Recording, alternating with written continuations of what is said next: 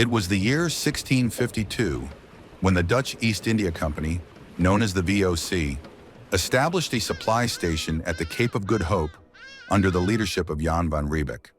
The goal was simple: to create a resupply point for VOC ships traveling between Europe and the East Indies, allowing them to stock up on fresh water, meat, and vegetables.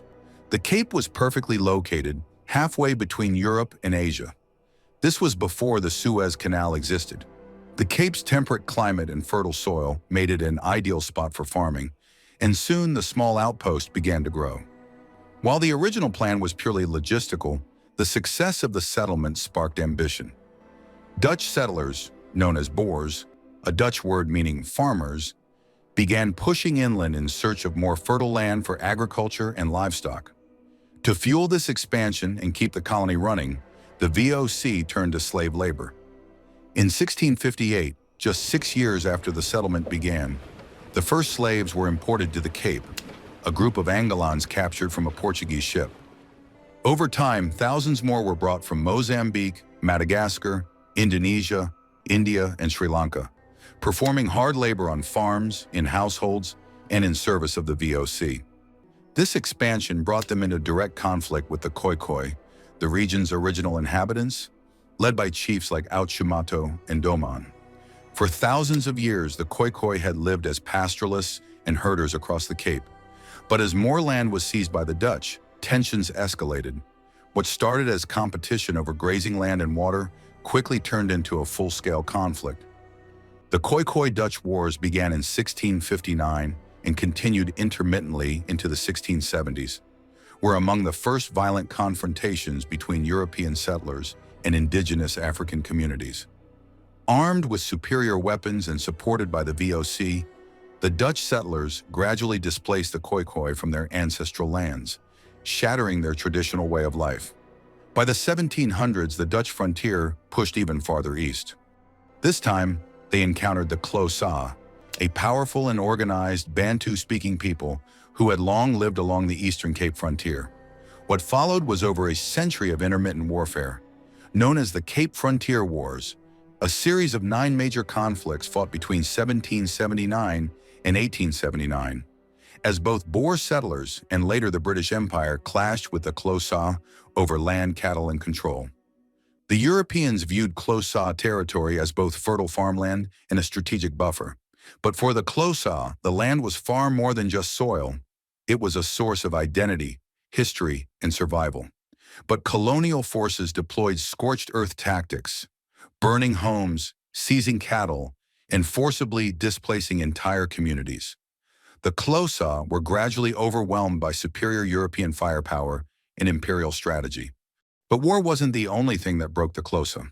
In 1856, a 15-year-old girl named Nonka Wuse claimed the ancestors had spoken that if the Xhosa killed their cattle and destroyed their crops, the colonizers would vanish, and a new era would begin.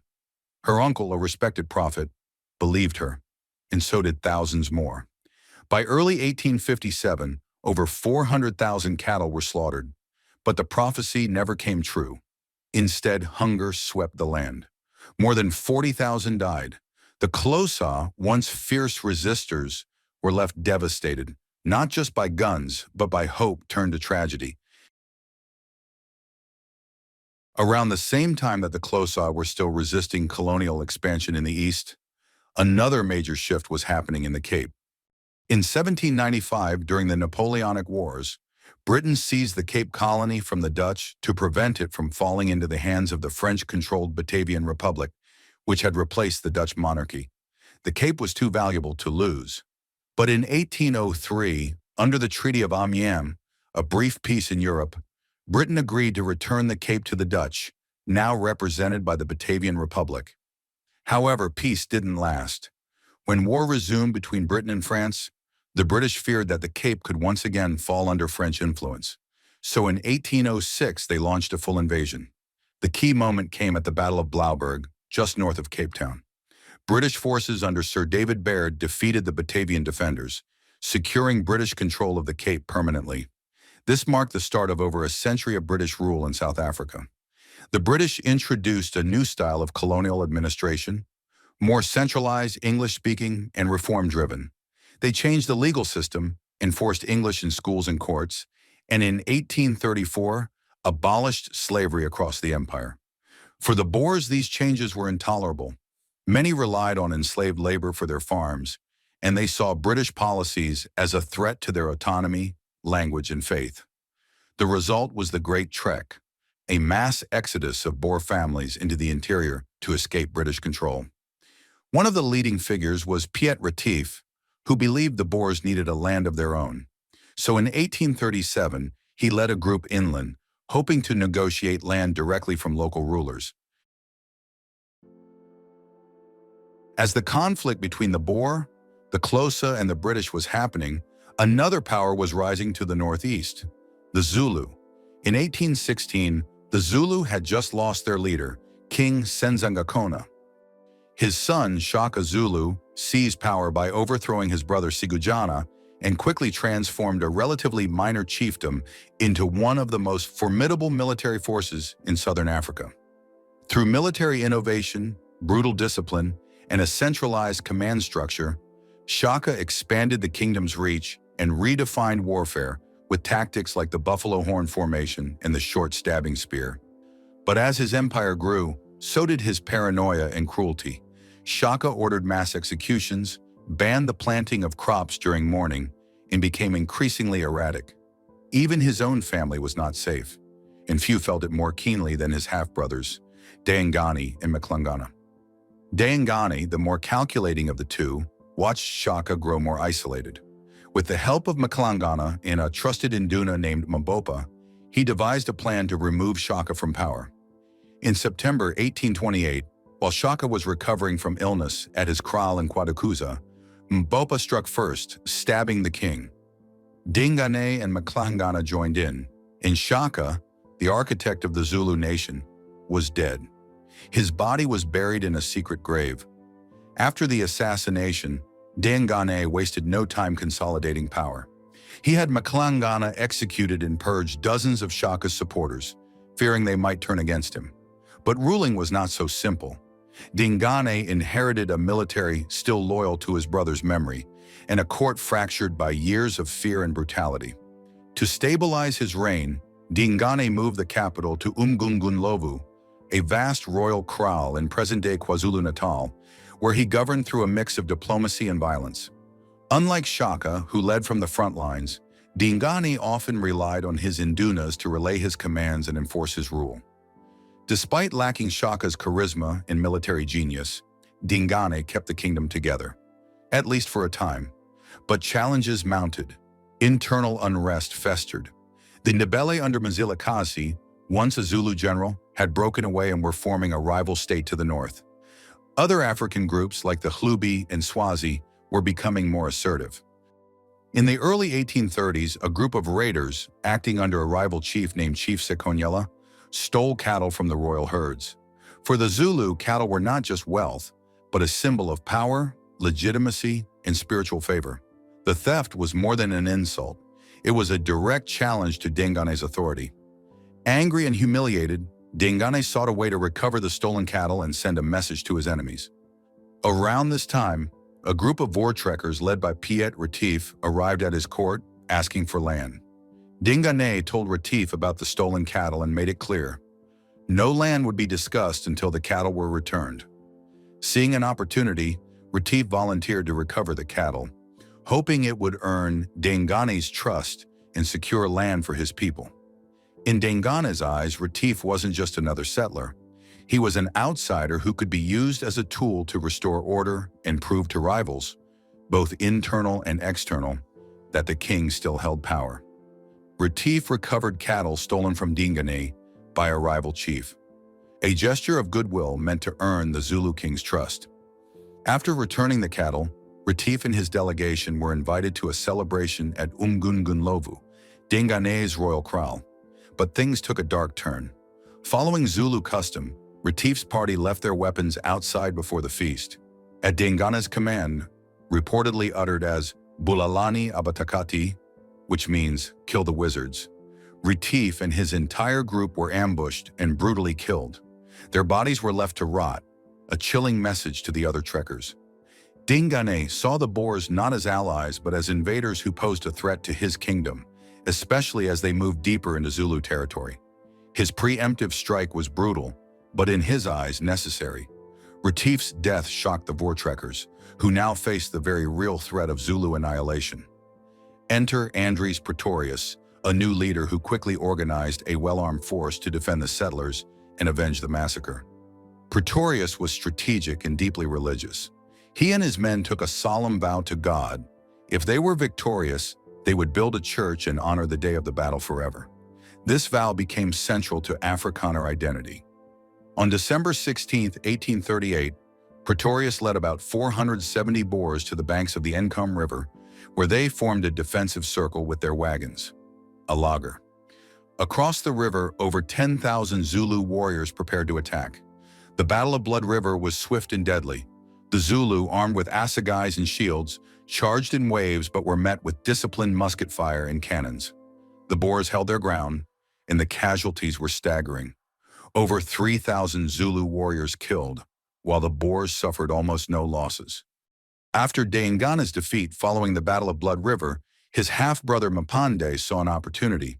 He broke away with thousands of followers, allied himself with the Voortrekkers, and in 1840, with their help, he defeated Daingane and took the throne. But Mpande wasn't your classic warrior king like Shaka. He was more of a political survivor.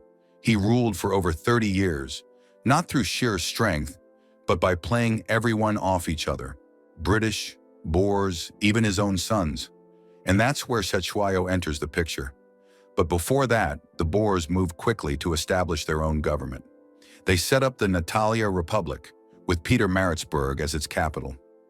This was the Voortrekkers' dream, a land free from British control where they could rule themselves. But the British had no intention of letting a Boer Republic sit along the valuable southeastern coast. In 1842, the British launched a military campaign and defeated the Boers at the Battle of Kangela. By 1843, they formally annexed the Natalia Republic, forcing the Boers to abandon their settlement and head further inland. Feeling betrayed and determined to live independently, many Boers undertook a second migration known as the Great Trek's Inland Phase. They moved north and founded two new republics, the South African Republic, Transvaal, in 1852, and the Orange Free State in 1854. These republics became the heartland of Boer identity, isolated, self-reliant, and fiercely resistant to British influence. Now back to the Zulu Kingdom. Mpande had many sons, but two in particular, Cetshwayo and Mbuyasi, were locked in a power struggle. Mpande favored Mbuyasi, even though Cetshwayo was older and had way more support among the Zulu warriors and generals. The tension exploded in 1856 at the Battle of Dondakusuka. It was brother versus brother. Cetshwayo's forces annihilated Mbuyasi's army, killing not only his rival, but 6 of Mpande's sons and thousands of their followers. Some were even swept into the Tugela River and devoured by crocodiles. Brutal. After that, Cetshwayo was basically king in all but name. Mpande stayed on the throne, but everyone knew who really had the power. When Mpande died in 1872, Cetshwayo officially became king. His rule was about restoring military pride and Zululand's independence. He rebuilt the regiments, reintroduced strict discipline, and modernized the army where he could. But this worried the British.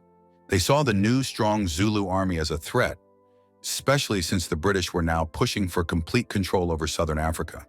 And there was a reason for that, because a few years earlier in 1867, a 15-year-old boy named Erasmus Jacobs picked up a shiny stone on his family's farm along the Orange River. That stone turned out to be the 21-carat Eureka diamond, and it would spark South Africa's first diamond rush. But the land it was found on, known as Griqualand West, was a political battleground. It was home to the Griqua people, led by Nicholas Waterboer and surrounded by African chiefdoms, Boer settlers, and the expanding British Cape Colony. No one had full control, but once diamonds entered the picture, that would change. Thousands of prospectors flooded the region. In 1871, using a shaky agreement with Waterboer, the British annexed the land, officially absorbing it into the Cape Colony. So the British gave Cetewayo an ultimatum: disband your army, accept British protection, and basically give up your sovereignty. Cetewayo refused. This started the Anglo-Zulu War. In January 1879, British forces crossed into Zululand, expecting a swift victory. But on January 22nd, at the Battle of Isandlwana, the unthinkable happened. Over 20,000 Zulu warriors, armed with spears and shields, outmaneuvered and annihilated a British column of nearly 1,800 soldiers. It was the worst defeat ever inflicted on a modern British army by indigenous forces. The world was stunned, but the British soon regrouped, bringing overwhelming firepower, thousands of reinforcements, and a scorched earth strategy. On July 4th, they attacked Ulundi, the Zulu capital.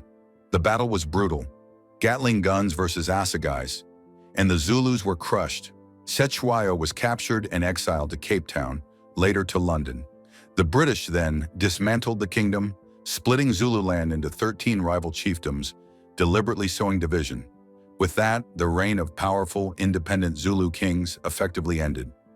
Meanwhile, the British Empire also annexed the Transvaal under the pretext of protecting it from Zulu attacks. The Boers saw this as imperial bullying. By 1880, they'd had enough. Led by Paul Kruger, they revolted. Armed with long-range Mauser rifles and unmatched knowledge of the terrain, the Boers fought a guerrilla-style campaign. At Majuba Hill in 1881, they stunned the world by annihilating a British force on a mountaintop. One of the most humiliating defeats in British military history. The war was short but effective. Britain, not wanting a prolonged conflict, recognized Transvaal's independence. For now. Then in 1886, massive gold deposits were found in the Witwatersrand, turning Johannesburg into the gold capital of the world almost overnight. Suddenly, the Transvaal wasn't just a stubborn frontier republic. It sat on some of the richest land on earth.